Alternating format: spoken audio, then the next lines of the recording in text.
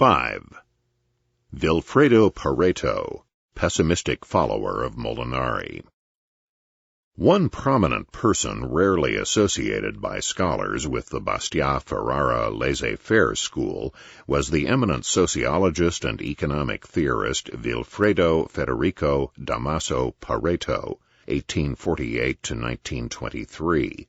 Pareto was born in Paris into a noble Genoan family. His father, the Marchese Raffaele Pareto, a hydraulic engineer, had fled Italy as a Republican and supporter of Mazzini. The senior Pareto returned to Italy in the mid-1850s and gained a high rank in the Italian civil service. The young Pareto studied at the Turin Polytechnic, where he earned a graduate engineering degree in 1869. His graduate thesis was on the fundamental principle of equilibrium in solid bodies. As we shall see in a later volume, Pareto's thesis led him to the idea that equilibrium in mechanics is the proper paradigm for investigation into economics and the social sciences. After graduation, Pareto became a director of the Florence branch of the Rome Railway Company, and in a few years he became managing director of a Florence firm manufacturing iron and iron products. Pareto soon plunged into political writing, taking a fiery stand in favor of laissez-faire and against all forms of government intervention, defending personal and economic freedom, and attacking plutocratic subsidies and privileges to business with equal fervor to his denunciations of social legislation or proletarian socialist forms of intervention. Pareto was one of the founders of the Adam Smith Society in Italy, and also ran unsuccessfully for Parliament twice during the early 1880s. Heavily influenced by Molinari, Pareto's writings came to the latter's attention in 1887. Molinari then invited Pareto to submit articles to the Journal des Économistes.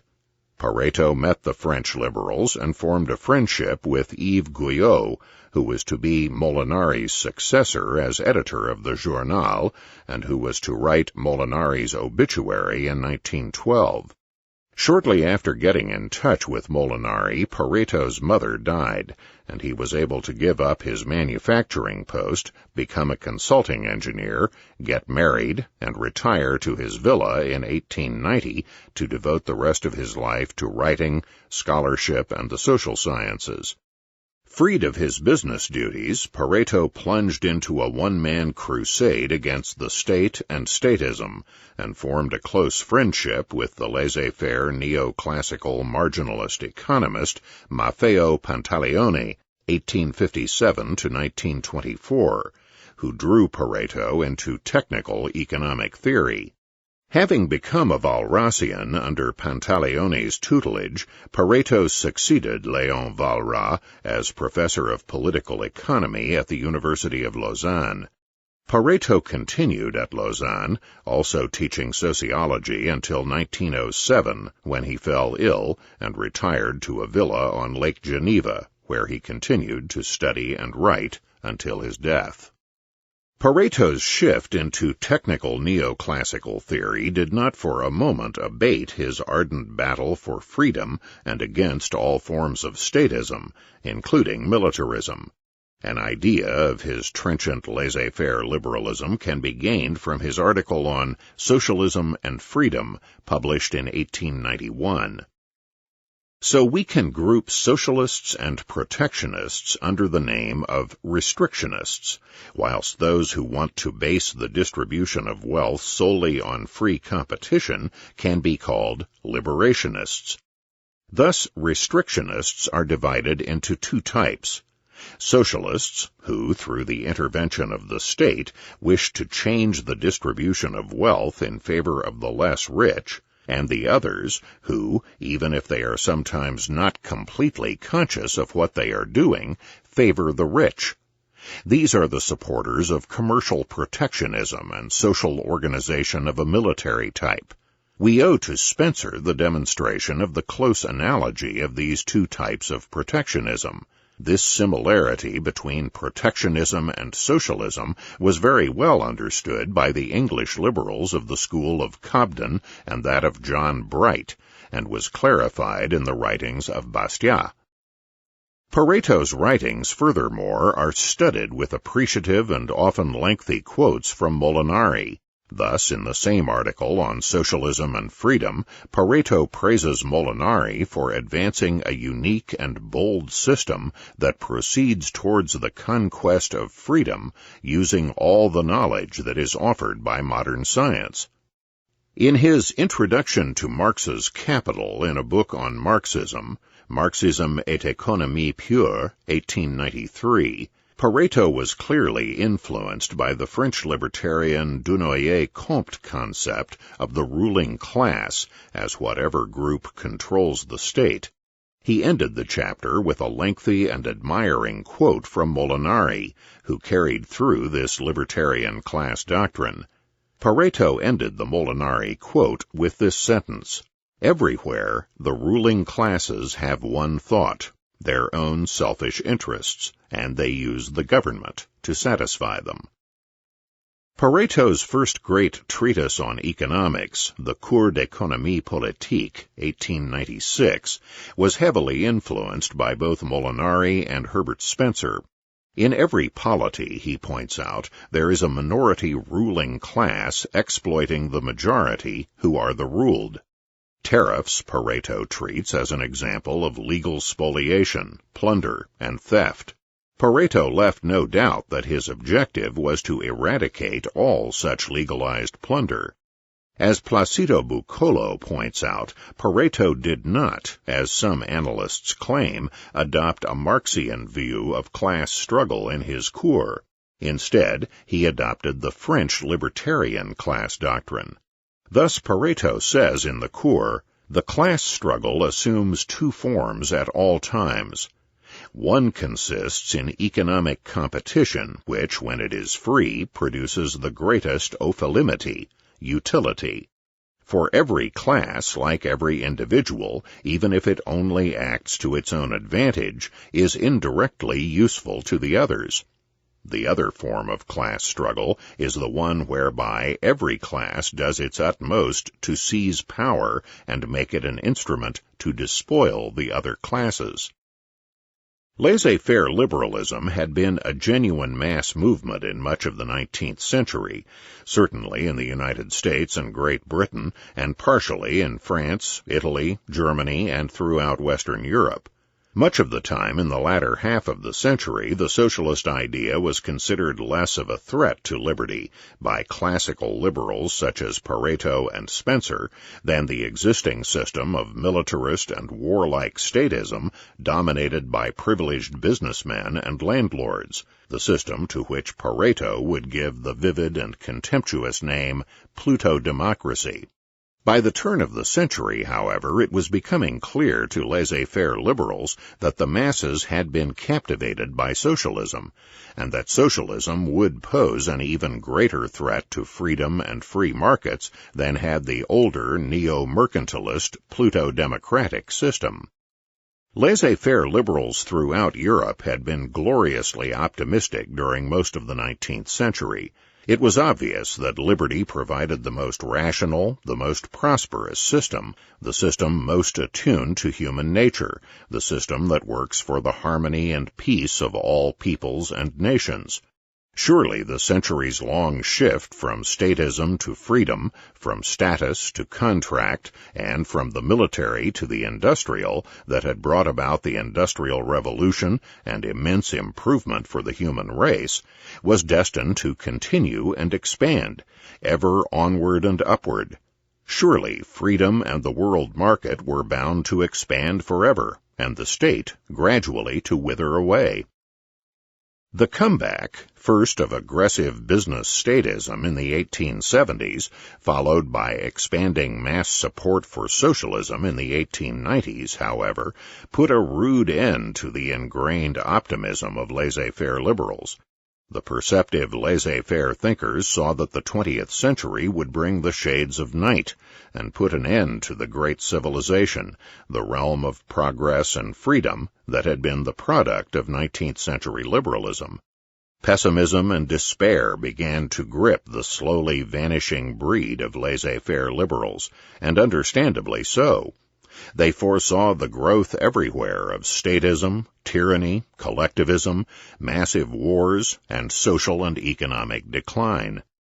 Each of the aging laissez-faire liberals reacted to this momentous and fateful new trend in his own way.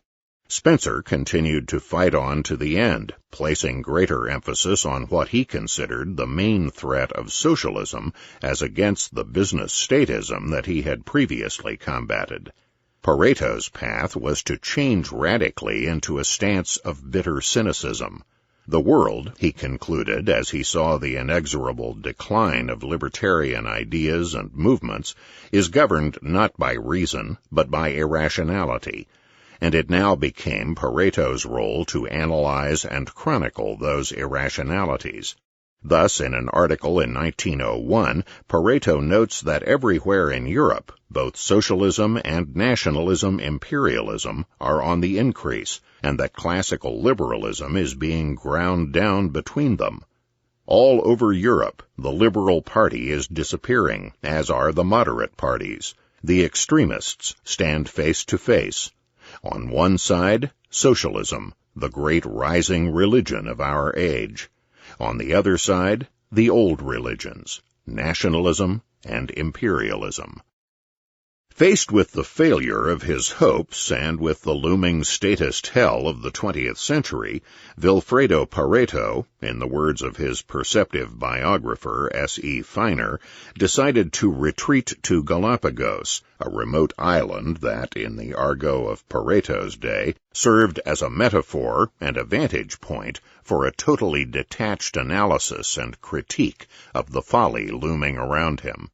The final push for Pareto on the road to Galapagos came in 1902, when the Italian Socialist Party abandoned its opposition to the protectionist policy of the bourgeois statist government. The two long-standing enemies of laissez-faire liberalism had now joined forces.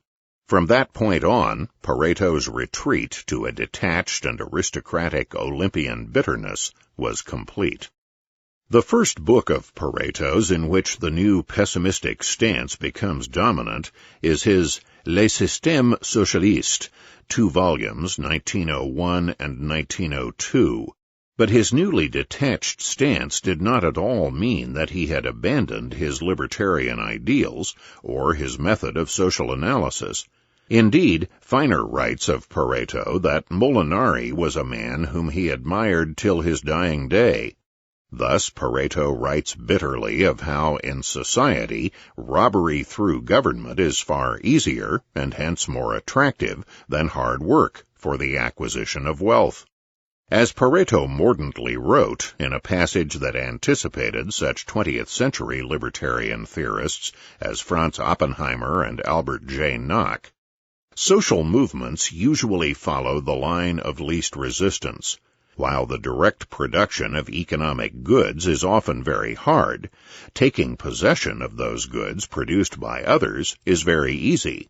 This facility has greatly increased from the moment when deprivation became possible through the law and not contrary to it. To save, a man must have certain control over himself. Tilling a field to produce grain is hard work. Waiting in the corner of a wood to rob a passer-by is dangerous. On the other hand, going to vote is much easier, and if it means that all those who are unadaptable, incapable, and idle will be able to obtain board and lodging by it, they will hurry to do so. Pareto unfortunately championed a positivist methodology in keeping with his reliance on the model of physics and mechanics. But this was more than offset by his supplying us a deathless anecdote in a brilliant defense of natural economic law as against the anti-economists of the German historical school. It is an anecdote that Ludwig von Mises liked to relate in his seminar. Once, during a speech which he was making at a statistical congress in Bern, Pareto spoke of natural economic laws, whereupon Gustav Schmoller, who was present, said that there was no such thing. Pareto said nothing, but smiled and bowed. Afterward he asked Schmoller, through one of his neighbors, whether he was well acquainted with Bern. When Schmoller said yes, Pareto asked him again whether he knew of an inn where one could eat for nothing.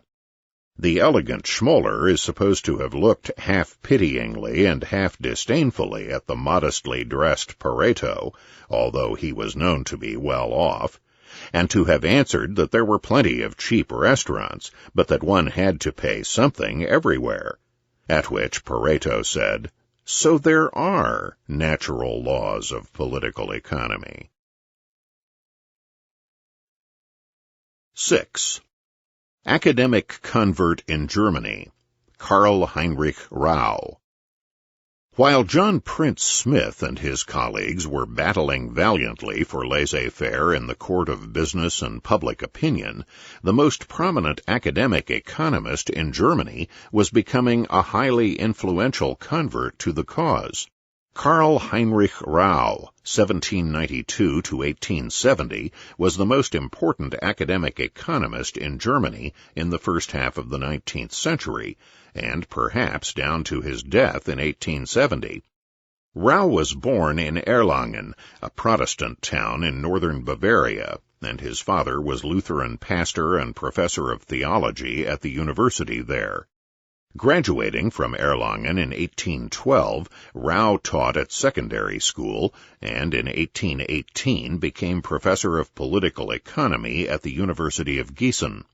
4 years later, Rau became professor of political economy at the University of Heidelberg, and held that post until his death nearly half a century later. In addition to being a widely liked and influential teacher, Rau played an active and influential role in the government of Baden, indeed, helping to shape the outlook of Baden officialdom for 50 years. In addition to being a long-time consultant to the Baden government, Rau became a court councillor upon accession to the chair at Heidelberg, and became a privy councillor at Baden in 1845. Several times Rau served in the Baden Diet, and in 1848 was elected a member of the Frankfurt Parliament.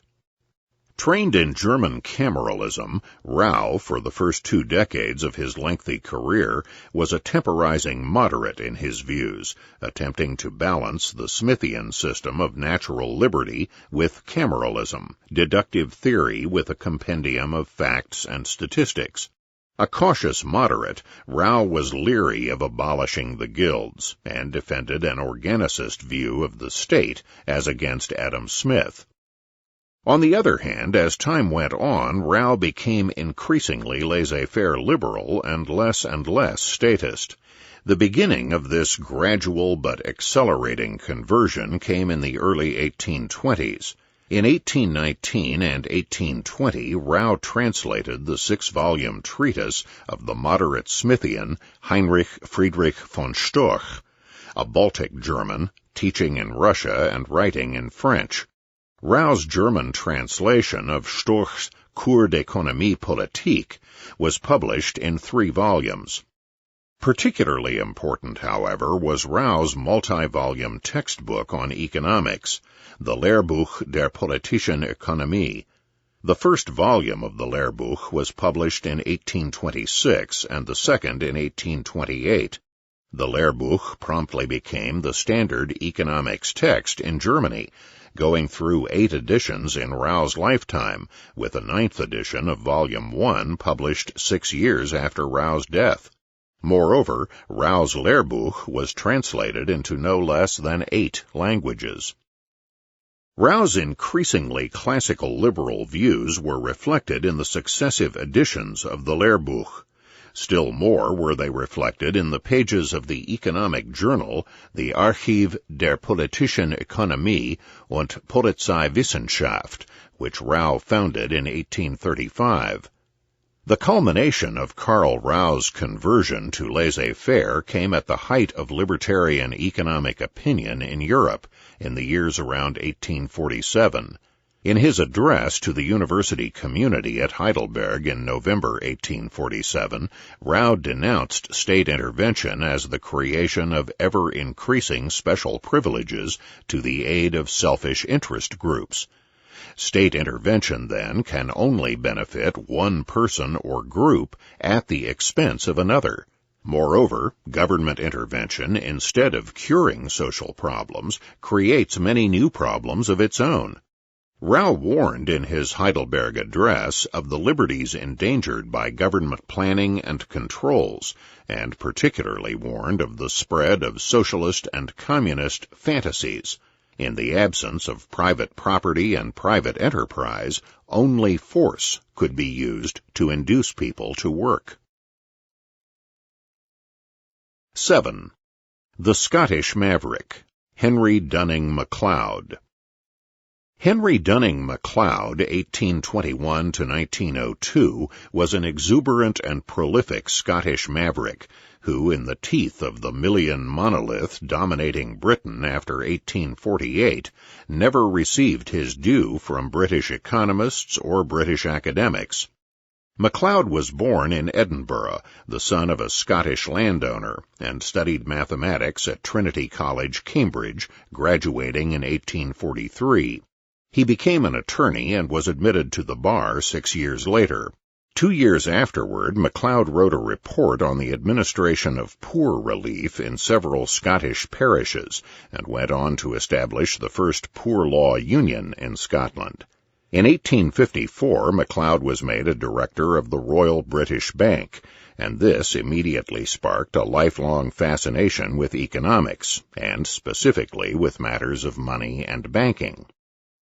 MacLeod wrote prolifically on monetary matters, his Theory and Practice of Banking, 1855, becoming influential and going through 5 editions. MacLeod took a firm gold standard and free banking position, unfortunately adopting also the banking school apologia for inflationary fractional reserve banking. MacLeod was the one who introduced the term Gresham's Law into economics, and also contributed an important analysis of the ways in which fractional reserve bank credit operates, in particular how bank loans create deposits, which then function on the market as money substitutes in the same way as banknotes. If MacLeod had confined his economic work to money and banking, he might have earned considerable respect among British economists. Although he differed from the mainstream in favoring free banking, his pro-gold standard and anti-bimetallist views, as well as his banking school orientation, were close enough to the reigning orthodoxy to bring him the acclaim he deserved. But MacLeod ran into a wall of opposition in Britain because he stood squarely against the British Smith-Ricardo-Mill labor theory of value and material concept of wealth. As a result, MacLeod's dream of becoming a professor never materialized. Inspired by Archbishop Whately, MacLeod went back to the late 18th century and discovered the Abbé de Condillac, whom he exuberantly declared to have been the true founder of economics, in contrast to the labor theory and materialist doctrine of Adam Smith. Enthusiastically adopting the Whately concept of catalactics as the genuine method of economics, MacLeod argued that Condillac, with his focus on economics as the science of exchanges rather than wealth, was the founder of the catalactic approach. Condillac, noted MacLeod, like the Italian economists of the 18th century, places the origin and source of value in the human mind, and not in labor, which is the ruin of English economics. Furthermore, MacLeod asserted, Condillac was correct that exchange value stems from value conferred upon goods by consumers, so that value and demand derive solely from mental desires by consumers. Contrary to Smith and Ricardo, who believed that the labor of producers confers value on products, value does not spring from the labor of the producer, but from the desire of the consumer. Since value stems from subjective valuation by consumers, it follows, declared MacLeod, that men engage in exchange precisely because each man values what he gains more than what he gives up, else he would not have embarked on the exchange. Hence, echoing scholastic and continental theorists from Jean Buridan onwards, both parties to any exchange must gain in value. MacLeod went on in the proto-Austrian spirit to declare that anticipated market prices determine costs that will be incurred in production, rather than the other way round. It is indisputably true that things are not valuable because they are produced at great expense, but people spend much money in producing because they expect that others will give a great price to obtain them. Buyers do not give high prices because sellers have spent much money in producing, but sellers spend much money in producing because they hope to find buyers who will give more. As if Henry D. MacLeod did not give enough offense to mainstream 19th and 20th century economics, he capped his crimes by hailing the great libertarian and catallactician Frederic Bastiat, whom he saluted as the brightest genius who ever adorned the science of economics. Bastiat, MacLeod declared, plucked up by the roots the noxious fallacies which are the economics of Adam Smith and Ricardo. He simply cleared away the stupendous chaos and confusion and mass of contradictions of Adam Smith.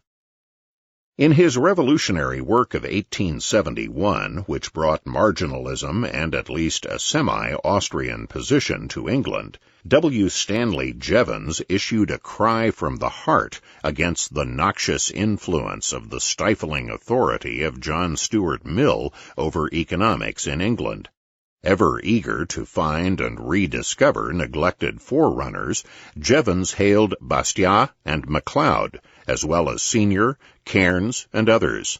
Unfortunately, as is evidenced by his treatment at the hands of the new Palgrave, MacLeod's reputation clearly needs to be resuscitated once again. 8. Plutology, Hearn and Donisthorpe.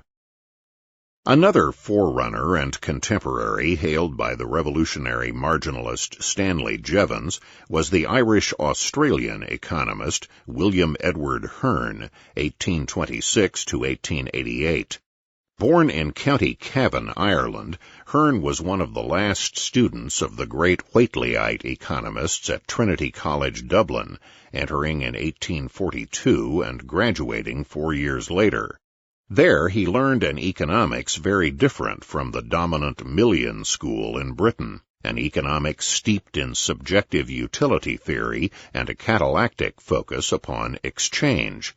Made the first professor of Greek at the new Queen's College, Galway, in Ireland at the age of 23, Hearn received an appointment 5 years later in 1854 as professor of modern history, logic, and political economy, as well as temporary professor of classics at the new University of Melbourne, Australia.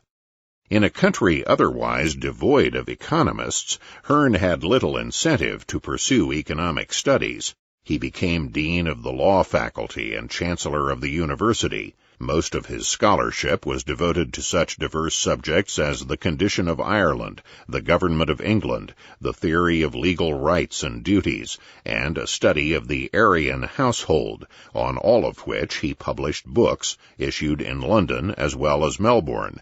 Hearn also served as a member of the Legislative Council of the state of Victoria and as leader of the Victoria House.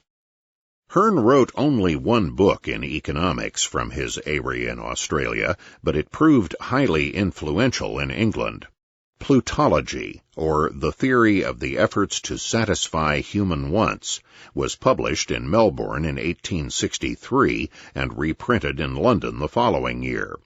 Plutology was a term that Hearn adopted from the French laissez-faire economist J.G. Courcelles-Sonnewill, 1813 to 1892, in his Treatise on the Theory and Practice of Political Economy, 1858, to mean a pure science of economics, a scientific analysis of human action.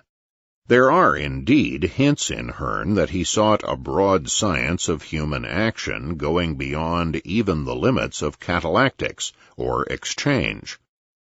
Hearn's plutology was patterned after Bastiat.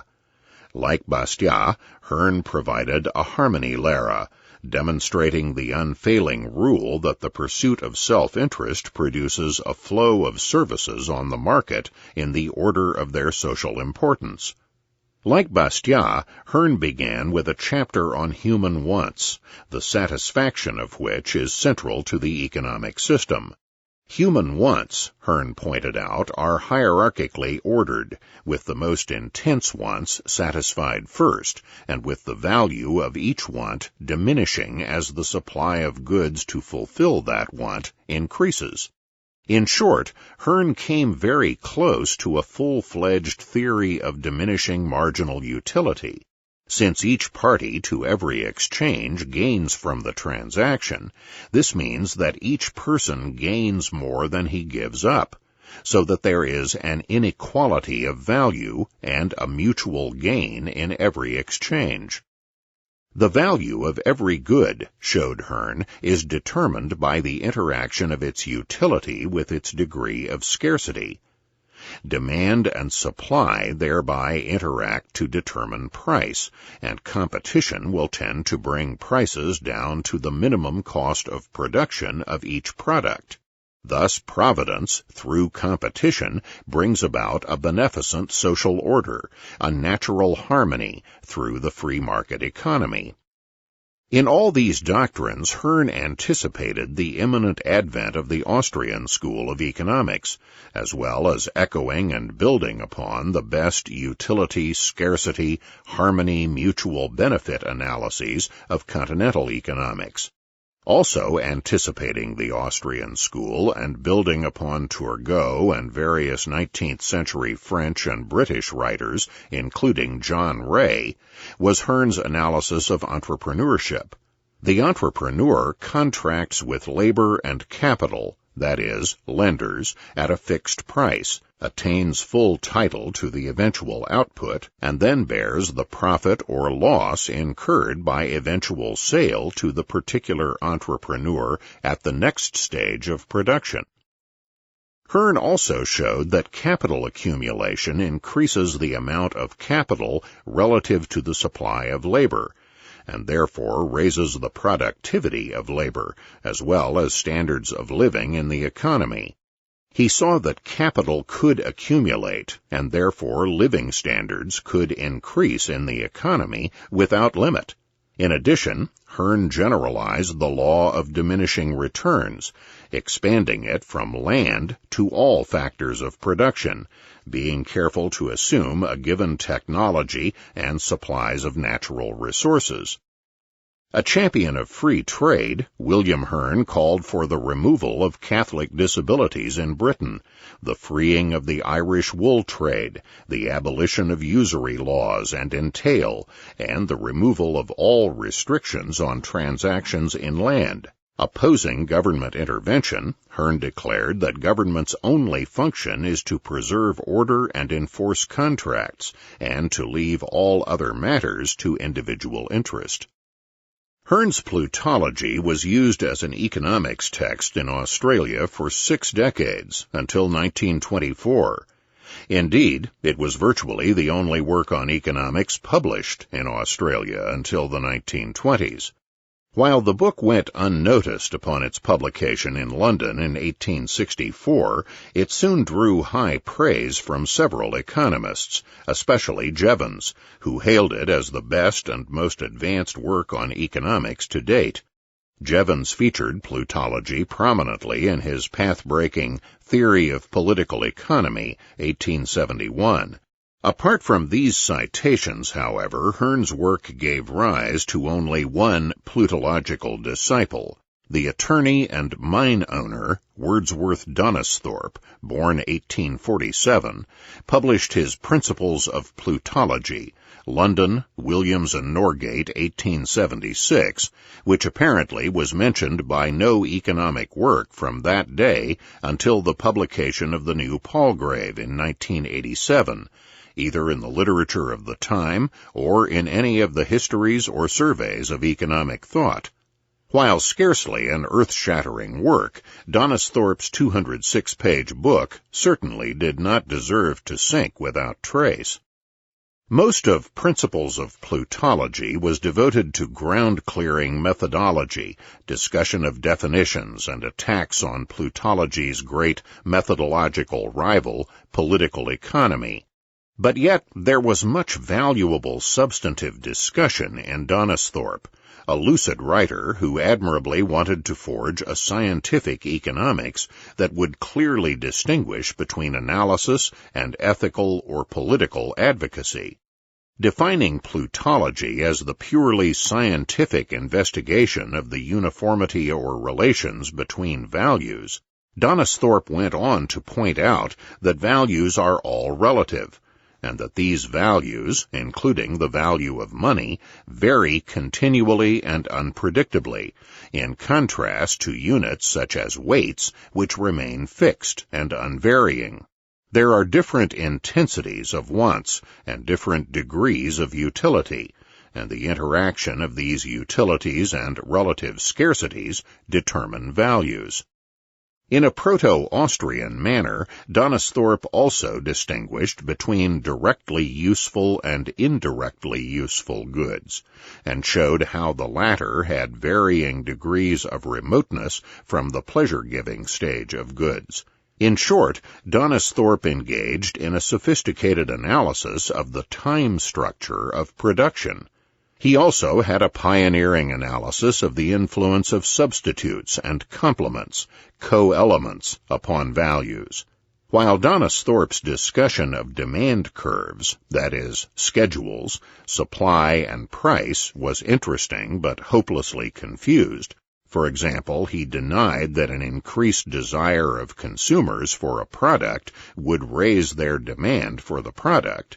He did present a remarkably clear foreshadowing of Philip Wicksteed's insight of 4 decades later that withholding the stock of a product by suppliers really amounts to the supplier's reservation demand for that product. Thus Donisthorpe. In the first place, sellers and buyers are not 2 classes, but 1 class. To refuse a certain price for an article is to give that price for it. A proprietor who refuses to sell a horse for 50 guineas virtually gives 50 guineas for the horse, in the hope of getting more for him another day, or else because he obtains more gratification from the horse than from 50 guineas. Proprietors who do not sell must be regarded as virtually buyers of their own goods. Perhaps from disappointment at the reception of his book, Wordsworth Donisthorpe, like Hearn before him, abandoned economic theory and plutology from then on, and spent the next 2 decades battling on behalf of libertarianism and individualism in law and political philosophy.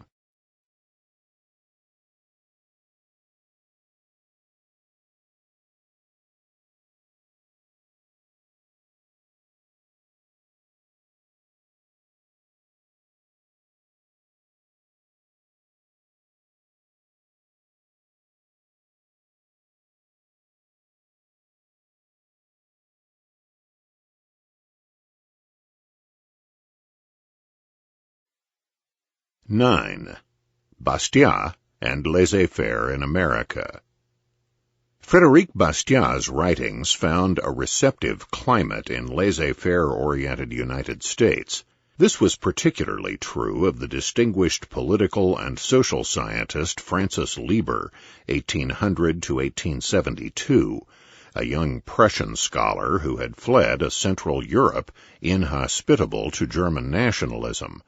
In 1835, Lieber succeeded the Jeffersonian Thomas Cooper as professor of political economy and history at the University of South Carolina.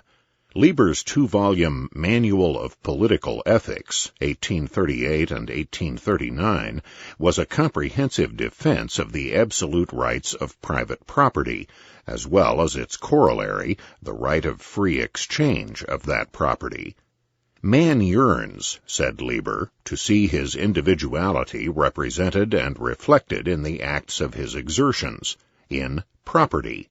Property, noted Lieber, existed before society and the state's function is to defend property rights, the unrestricted right of exchange, accumulations, and bequest from attack.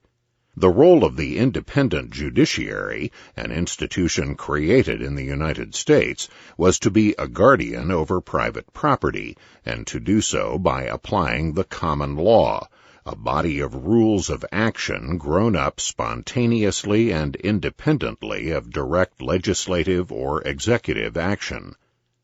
In 1856, Lieber acquired the chair of History and Political Science, formerly chair of Political Economy and History at Columbia University in New York City. In his inaugural address at Columbia, Lieber delivered a paean to free exchange, which is fundamental to civilized life.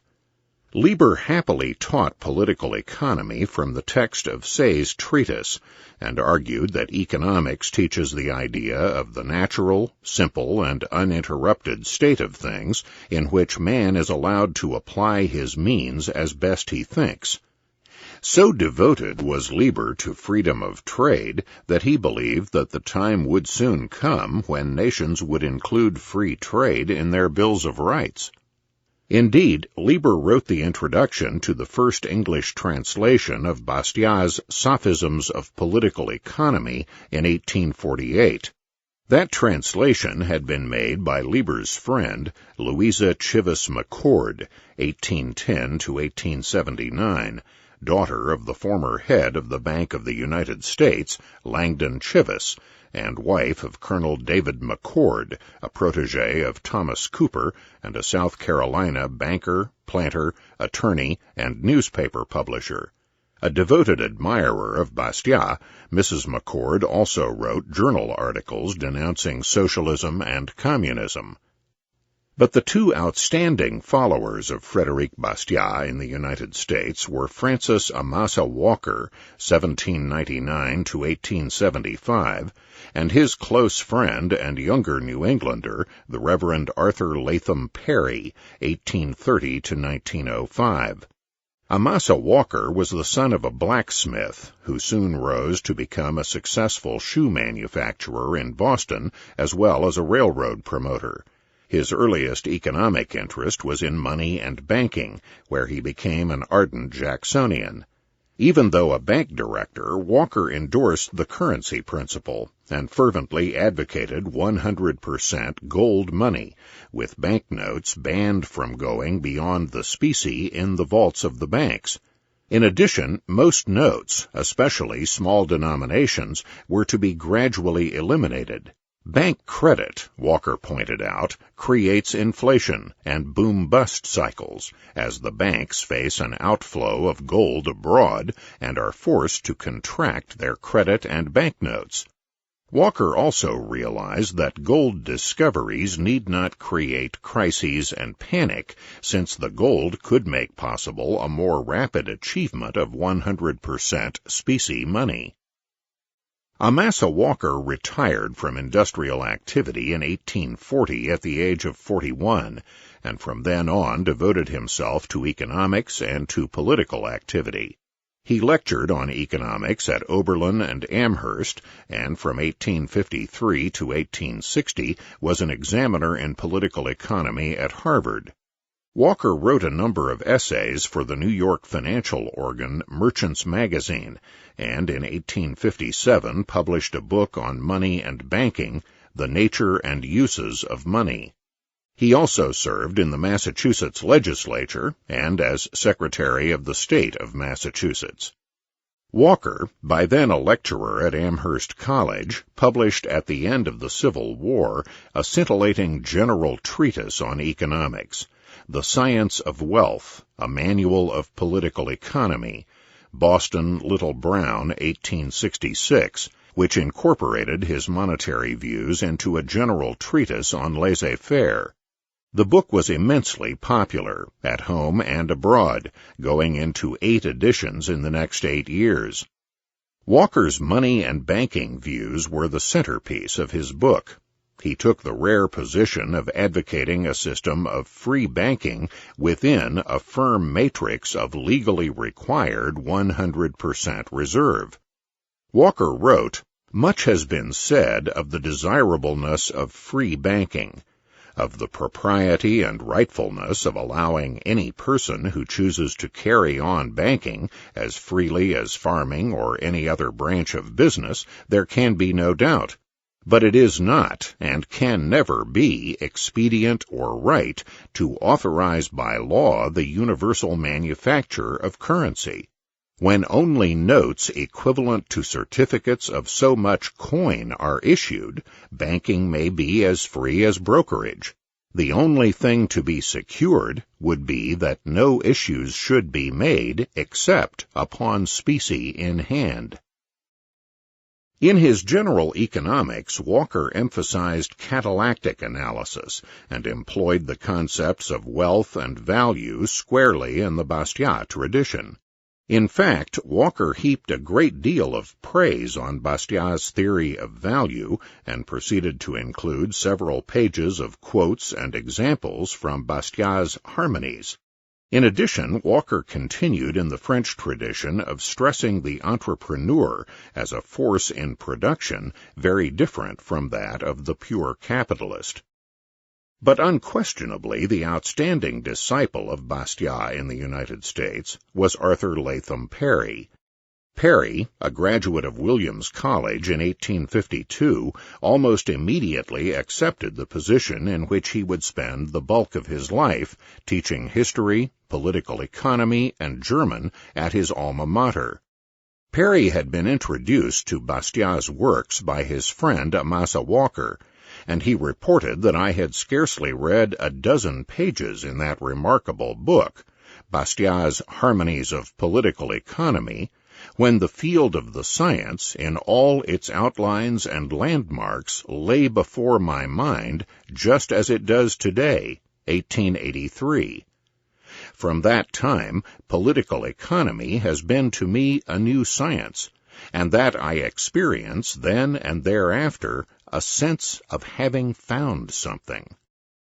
In the spring of 1864, Perry wrote a series of articles on Papers on Political Economy for the Springfield Republican, which set forth Perry's Bastiat-derived viewpoint on political economy.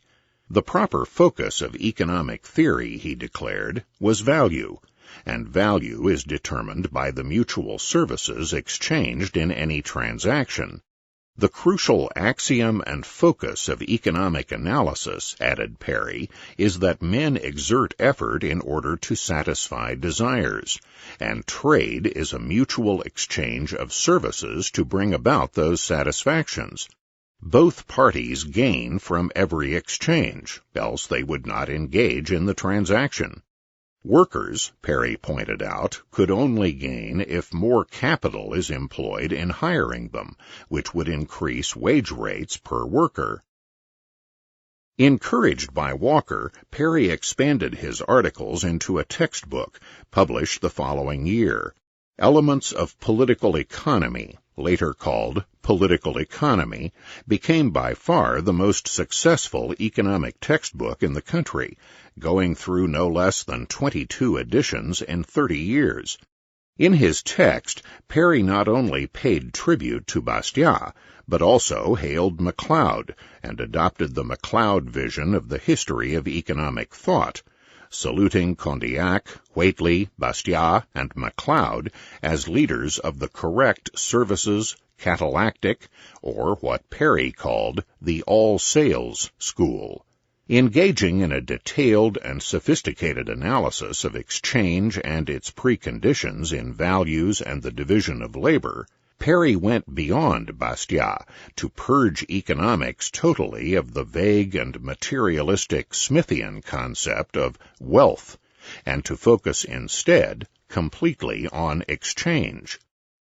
Although he did not use the term entrepreneur, Perry's concentration on value and exchange as a human activity led him to treat the businessman as an active, forecasting entrepreneur rather than a robotic participant in a static general equilibrium. Thus, your man of business must be a man of brains. The field of production is no dead level of sluggish uniformity like the billowy and heavy sea. Instead, the occupation requires foresight, wise courage, and a power of adaptation to varying circumstances. True to his focus on the great mutual benefits of exchange, Arthur Perry lauded free exchange and denounced all restrictions and limitations upon that process. Thus Perry points out that anybody can know that what is rendered in an exchange is thought less of on the whole than what is received.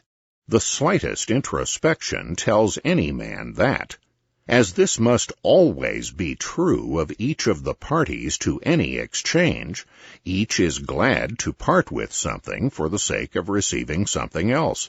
A very little introspection will inform any person that were this higher estimate wanting in the mind of either of the two parties, the trade would not take place at all. Hence, no law or encouragement is needed to induce any persons to trade. Trade is natural, as any person can see who stops to ask himself why he has made a given trade. And on the other hand, any law or artificial obstacle that hinders two persons from trading who would otherwise trade not only interferes with a sacred right, but destroys an inevitable gain that would otherwise accrue to two persons alike. Perry particularly attacked such virulent interferences in free exchange as minimum wages, labor unions, usury laws, and paper money.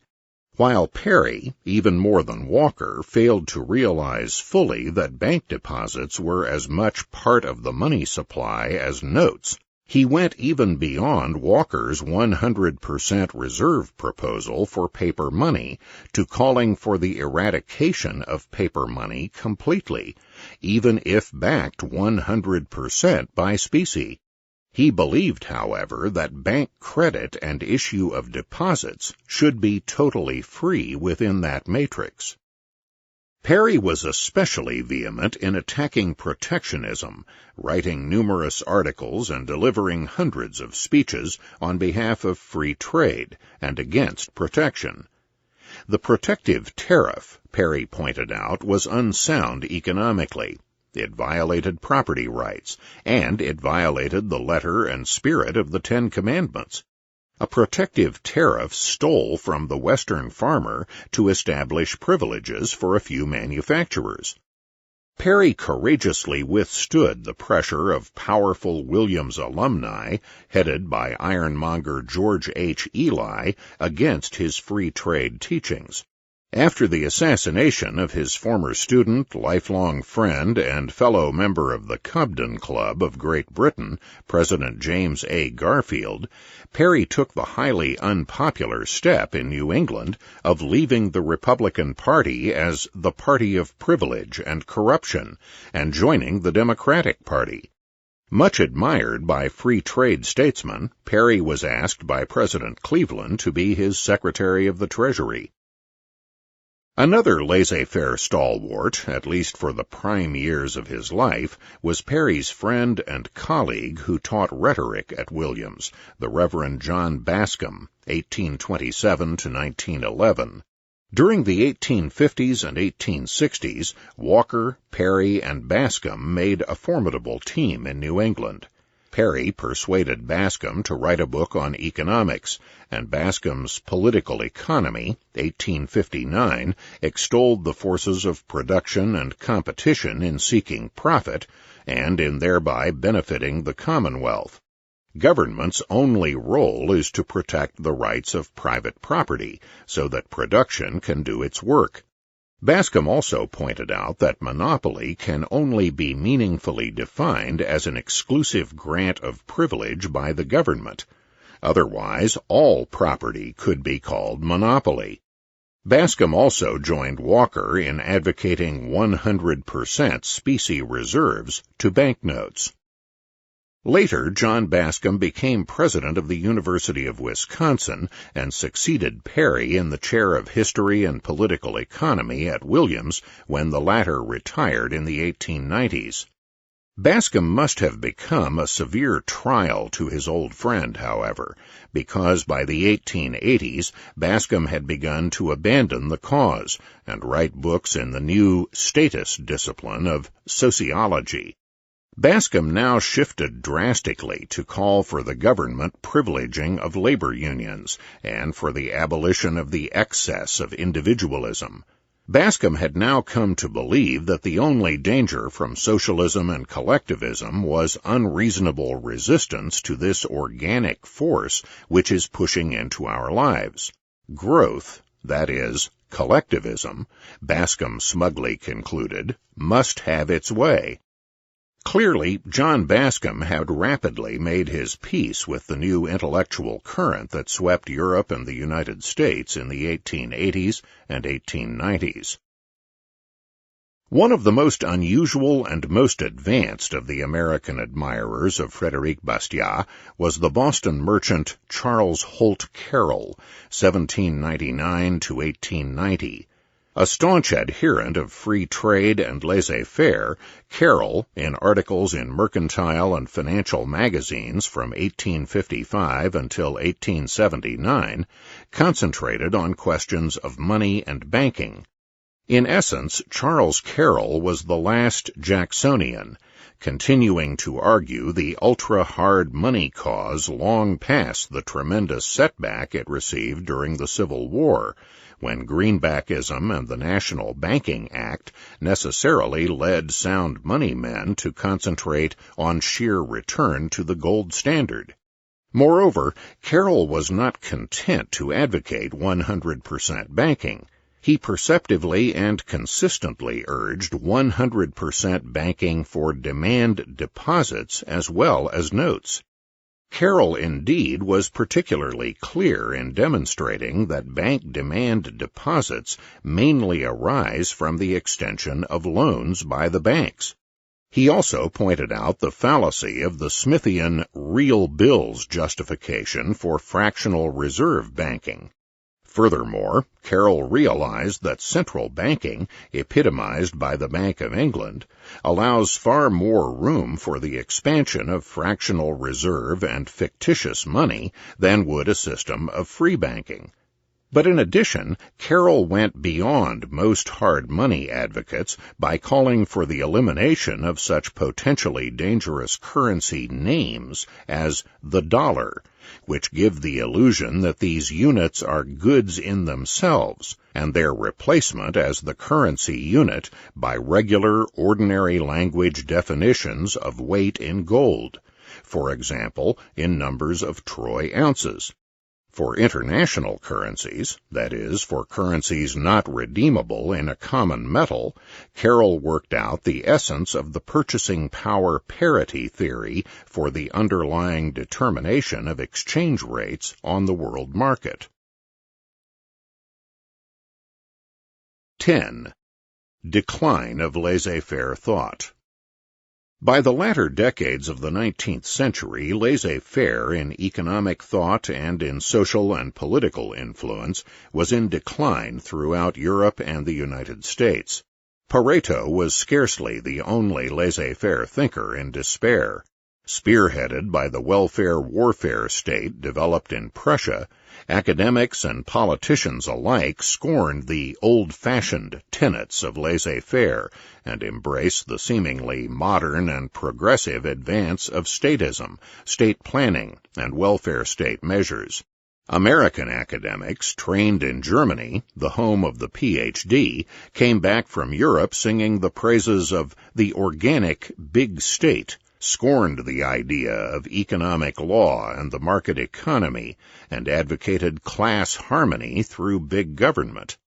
It is scarcely a coincidence that this new modern big government was desperately in need of academics, scientists, journalists, and other opinion-molding intellectuals. First, to engineer the consent of the public to the new dispensation of statism, and second, to participate in staffing, regulating, and legislating for the new planned economy. In short, the new dispensation meant a huge increase in monetary demand by the state for the services of pro-statist intellectuals, an important fact which did not go unnoticed among the ranks of the new progressive intelligentsia.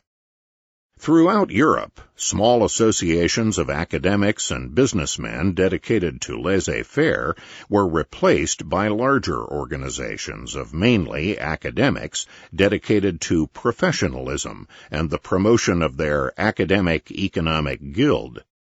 Not coincidentally, the new organizations were often explicitly statist and devoted to eradicating laissez-faire.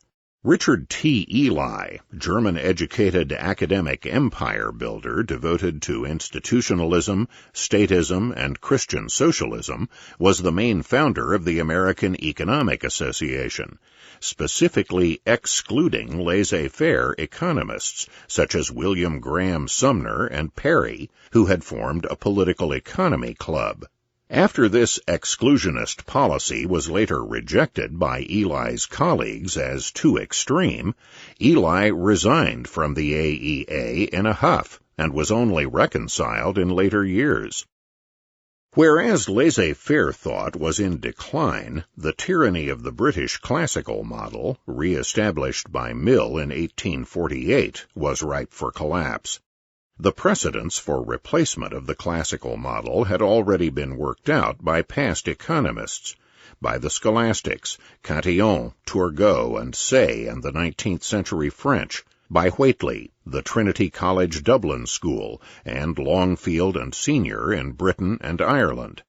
The next great advance in economic thought was the overthrow of the classical Ricardian paradigm and the arrival of the subjectivist revolution, generally mislabeled the Marginalist Revolution, beginning in the 1870s.